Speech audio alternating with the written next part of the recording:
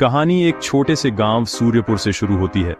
गांव शांत था, लेकिन उसके चारों ओर फैले घने जंगल को लोग गुमशुदा जंगल कहते थे। कहा जाता था कि जो भी अंदर जाता है वह कभी वापस नहीं लौटता। गांव के बच्चे अक्सर इस जंगल के बारे में कहानियां सुनते और डर जाते। मगर एक लड़का था, आरव, जिसे रोमांच पसंद था। उसका सपना था कि एक दिन वह उस जंगल में जाकर सच्चाई खोजे। एक दिन आरव को अपने दादाजी की पुरानी डायरी मिलती है।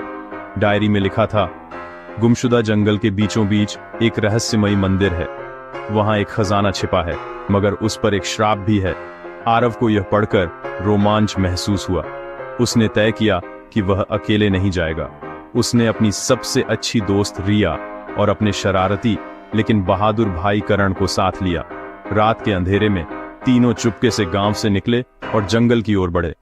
रास्ते में अजीब सी आवाजें आने लगीं।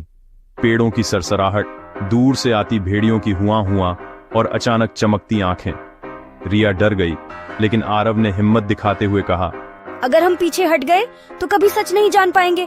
धीरे धीरे चलते हुए वे जंगल के बीच पहुंचे, जहां अचानक जमीन हिली और उनके सामने एक पुराना पत्थर का दरवाजा खुल गया।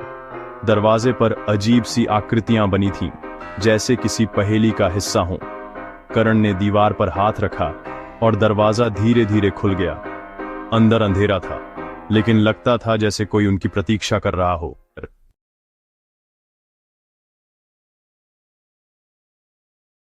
दरवाजे के अंदर कदम रखते ही उन्हें ठंडी हवा का झोंका महसूस हुआ।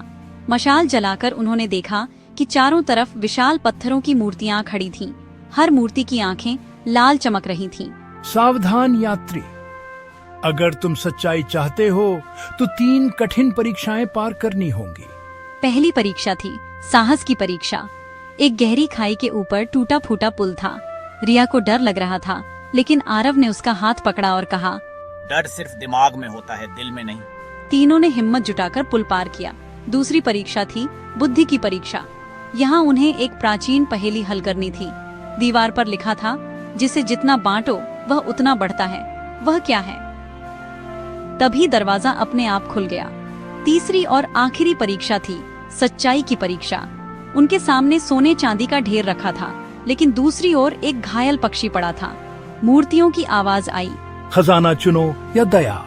आरव ने बिना सोचे पक्षी को उठा लिया और कहा, खजाना तो फिर मिल जाएगा, लेकिन जान से बढ़कर कुछ नहीं। तभी मंदिर रोशनी से भर गया। मूर्तियां जीवित होकर देवदूत में बदल गईं। देवदूत ने मुस्कुराकर कहा, तुमने परीक्षा पास कर ली। असली खजाना सोना चांदी नहीं, बल्कि दया, साहस और बुद्धि है। फिर मंदिर धीरे धीरे ढहने लगा। तीनों ने भागकर जंगल से बाहर का रास्ता ढूंढा। जब वे गांव लौटे तो सब लोग उन्हें देखकर हैरान थे, क्योंकि कोई भी इस जंगल से पहले कभी लौटकर नहीं आया था। आरव, रिया और करण ने न सिर्फ गांव वालों का डर तोड़ा, बल्कि सबको यह सिखाया कि सबसे बड़ा खजाना इंसानियत है। कहानी यहीं समाप्त होती है। This is part 2। इसमें वही कैरेक्टर होना चाहिए जो पहले वाली क्लिप में था।